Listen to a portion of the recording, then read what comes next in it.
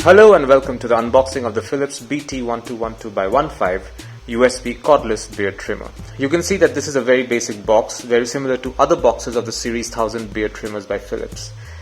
But there is not much of note here other than the fact that this trimmer supports USB charging and can run for 30 minutes on a single charge. Not bad at all. Now let's open it up.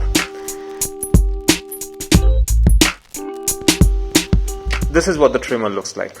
It's quite sleek and beautiful to look at actually. You will notice the Philips logo on the side. And it's ready to use. It also has a pretty solid grip thanks to the practical design. The Philips BT1212x15 boasts of skin-friendly blades with rounded tips which are designed to prevent irritation while being used. Let's keep the trimmer to the side and see what else is in the box. This extra box has 2 extra combs for the trimmer. You can attach the comb to the device by clipping it on like so.